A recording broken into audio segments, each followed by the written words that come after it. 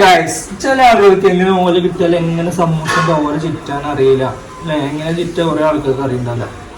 അപ്പൊ നമ്മളത് എങ്ങനെ ചെയ്ത് കാണിച്ചു തരാം കേട്ടോ. നോമ്പിനൊക്കെ പല വീട്ടുകളിൽ ഉണ്ടാക്കുന്നതാണ് സമൂസ. അപ്പൊ കുറെ ആളുകൾ ചുറ്റുമ്പോ ഓലപ്പടക്കൊക്കെ മരിക്കാവും.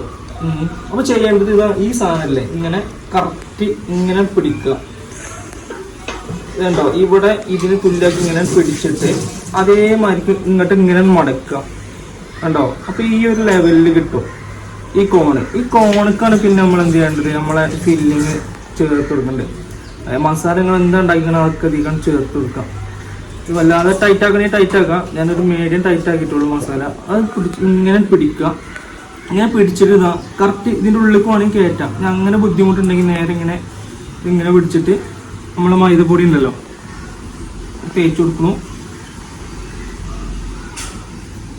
ജസ്റ്റ് ഇതാ ആണെങ്കിൽ ഇങ്ങോട്ട് മടക്കി കൊടുക്കുക.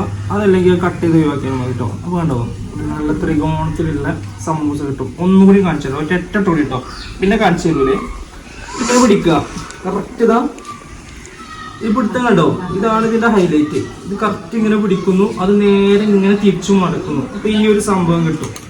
അതിക്ക് നമ്മള് ഫില്ലിങ് ഇതാ ഇങ്ങനെ ഫില്ലിങ് ചേർത്ത് കൊടുക്കുക. ഫില്ലിങ് ചില ആളുകൾക്ക് നല്ല ഇഷ്ടം ഉണ്ടാവില്ല, ചിലർക്ക് നല്ല ഇഷ്ടം ഉണ്ടാവും. അപ്പൊ നിങ്ങൾ ഇതിനനുസരിച്ച് ചേർത്ത് കൊടുക്കുക. പിന്നെ മൈദപ്പൊടി എടുക്കുന്നു, മൈദ മസാല ഉണ്ടാക്കിക്കുമല്ലോ നമ്മള്, അത് നേരെ ആക്കി കൊടുക്കുക. സംഭവം സിമ്പിളാ കേട്ടോ. കറക്റ്റ് നേരെ വീണ്ടും ആവശ്യമില്ല ഈ കട്ട് ചെയ്ത് കൂടെ ഒഴിവാക്കിയാൽ മതി കേട്ടോ.